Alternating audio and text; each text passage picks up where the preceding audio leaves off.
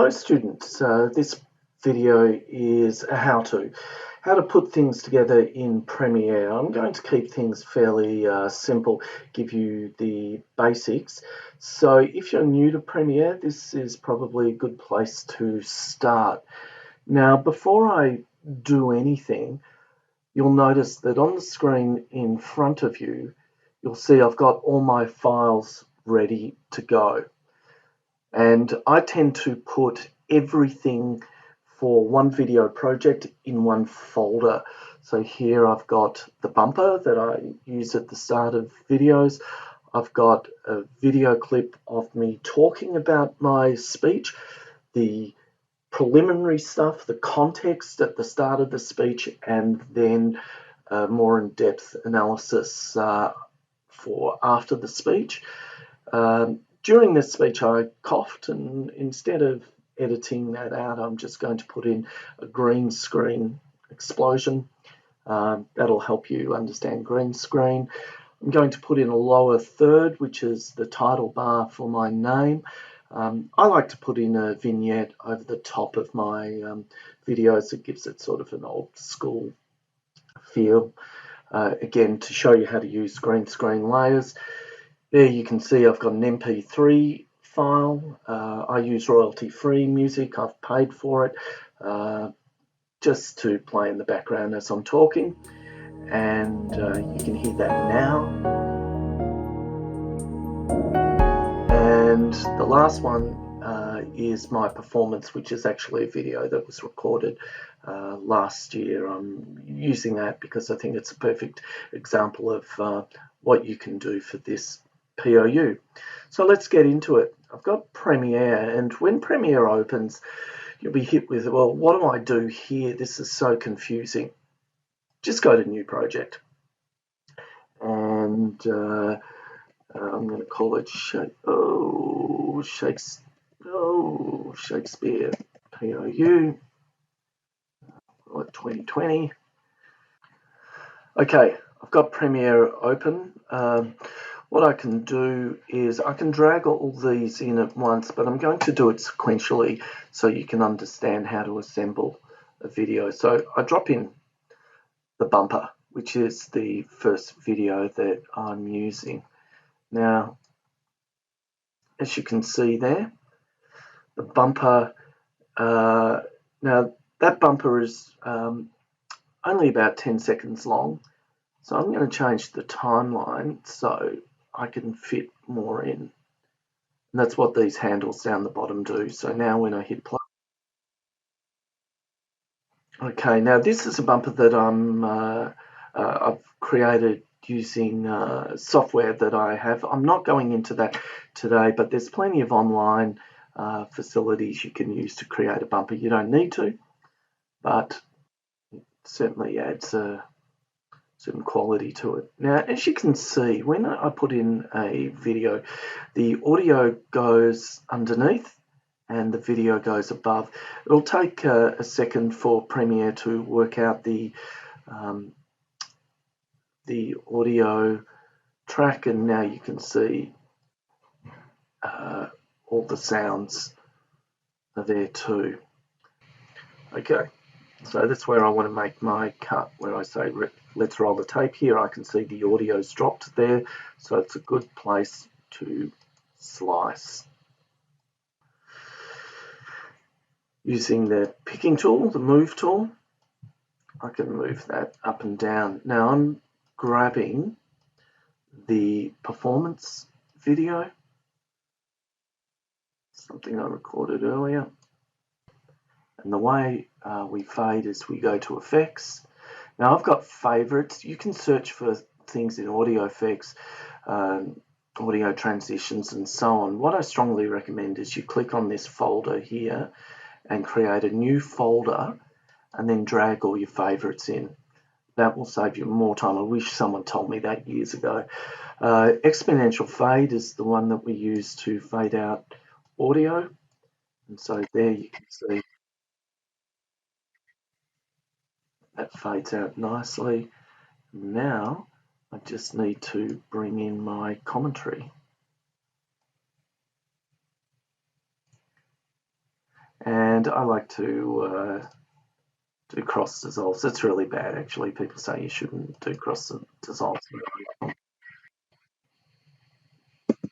And again, cross dissolve there. And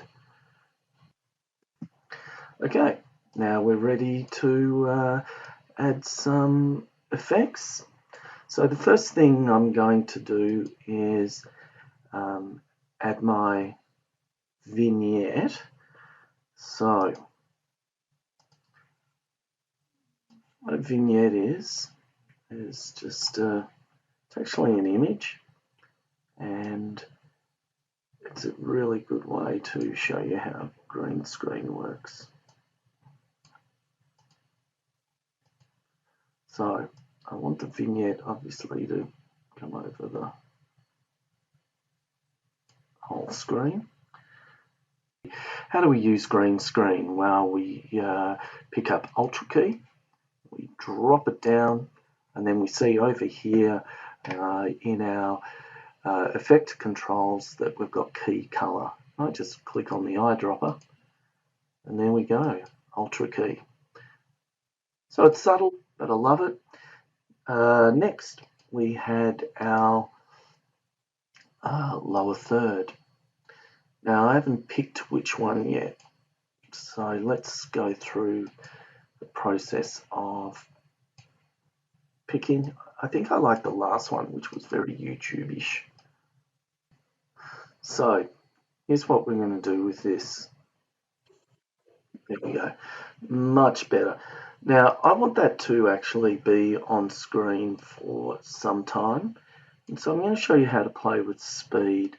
When we right click and we can choose speed, if I make this 10%,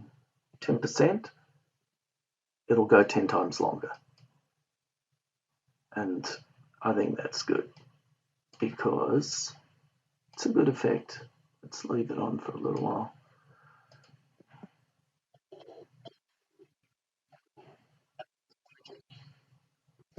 Excellent. So I just need some text to go in there.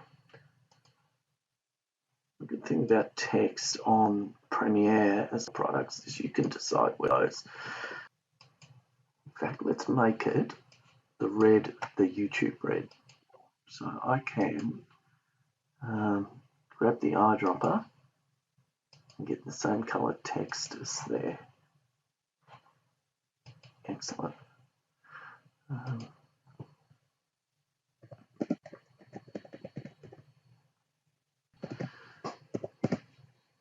Alright, looks good.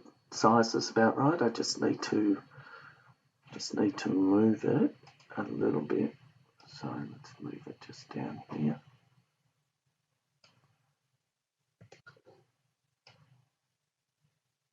And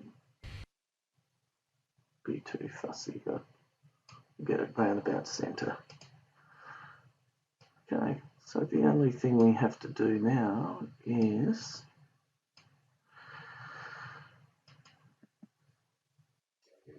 now I'm going to put in a video transition that is consistent with that. Maybe slide. Perfect. All right, everything's good there. I still have a couple more elements to, excuse me, add. I've got my cough and cut again.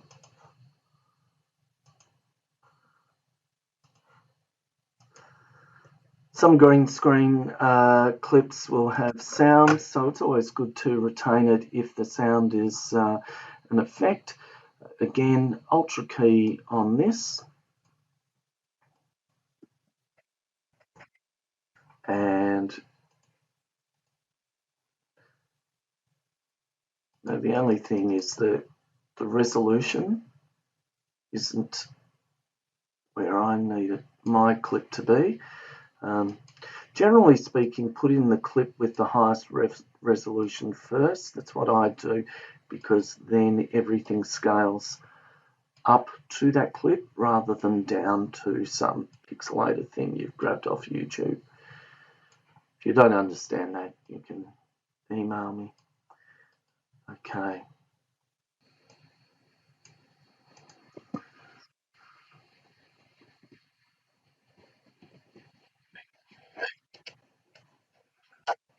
Teachers, maybe other students.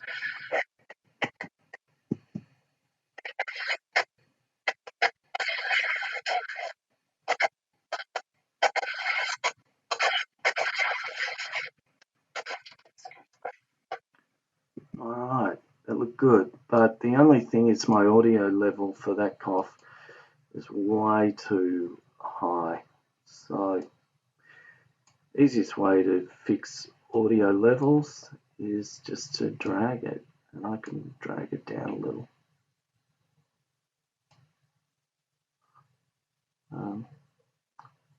Still want it to be dramatic.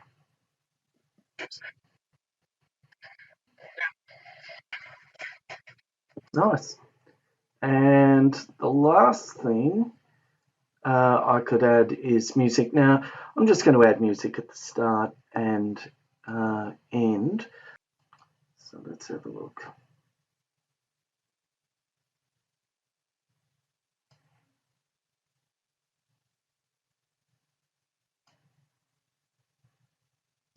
Okay, so the way sound works in Premiere is we have our dialogue. So I'm going to call that dialogue, and I'm going to I'm going to call this track music. I'm going to duck it, and we'll leave the default ducking and see how that goes.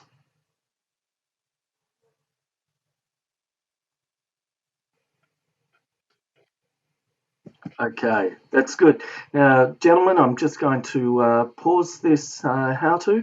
I have to teach a class. I'll come back to it soon. Bye. Okay, gentlemen, I'm back, and as you can see, I've changed because I've taught my period 1 class. Now, where were we? I think I'd just done the levels for.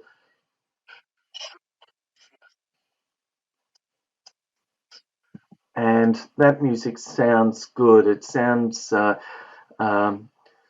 unobtrusive, which is how you want music to be. So I'm just noting down here 37 was the ducking, because I'll have to do that again, because I am moving the music, not moving, copying it to the second part of my video, which is the analysis. So now, when we copy anything in Premiere, one thing it struggles a little bit because it doesn't know automatically where you want to put it. So I tend to put my cursor, my timeline marker, at the end, and then that gives me the opportunity of moving things where I want them.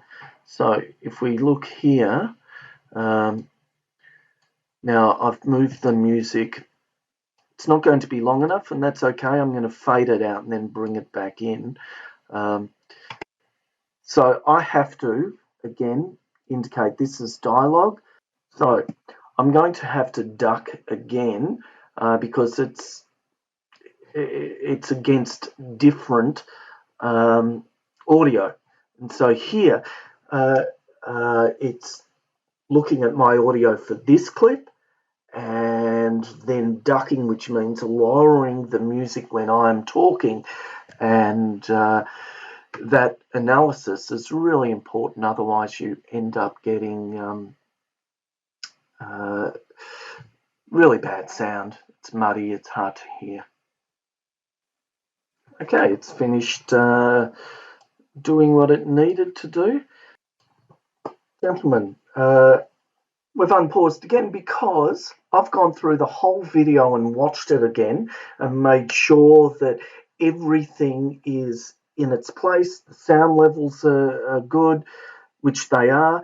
At one point, there's a slip of the tongue. I refer to King Duncan when I meant to refer to Malcolm. Now, if I were you, I'd reshoot that little bit or edit it out. What I've done here, though, is just acknowledge it's a small mistake, so I've just acknowledged it. So consider using subtitles to bolster your information. That if you are signposting information, you could add subtitles, text, and the way we do that is we click on the text tool and we just drag it out and write, as you saw me do before. That's what we're expecting. Clear, precise, informed discussion and fairly straightforward video techniques that complement what you are doing. Now, the last thing we need to do is save. Now, you would note here that this file here has a name and it has been saving repeatedly throughout my editing. I save as if everything's going to crash at any moment. Fortunately, Premiere is really good at making constant backups. If you need a hand because things crash, we'll probably be able to retrieve your work.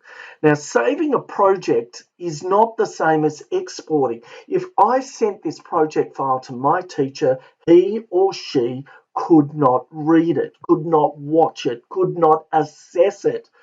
So the next step is absolutely critical. If you fail to do this, I hope your teachers penalise you because it drives me spare the number of times students send me a project file. I can't watch it. So get this right. You've been told. You go to export media, file export media, and a box should appear like this. Now, there is a known problem in Premiere. If you find that you click on File, Export Media and nothing appears, just click once in your timeline and then File, Export Media. Occasionally that will happen. Now here, the format is H.264, MP4. The bitrate, I'm saving this as high bitrate because I've got someone to park it that can handle 1 gig files. You guys will probably have to change yours to medium bitrate, like that. The estimated file size there is now 350 meg. As long as it's under 500 meg, you can upload it to where we'd like them. Note that when I have high bitrate, the estimated file size down here is over a gig. So it makes a huge difference. The output name, it will default to a name of a media file that you'd imported, but I'm going to change this to 2020 MGS English POU. And note where I'm saving it to the desktop as long as you know where you are saving it. You hit save and hit export. And that'll take a little bit of time, especially at a high bit rate. The first thing it does is it reads the audio files, and that usually takes under a minute, as you can see here. It's working through that fairly quickly, even though I've got multiple audio files. And now you can see that it is exporting the video. Now that's going to take about half an hour, so that'll be it from me. That's all you need to know. Good luck with it. If you have any problems, please email me or web conference me in WebEx. I'm happy to help any students, not just students in my classes. Thanks, lads.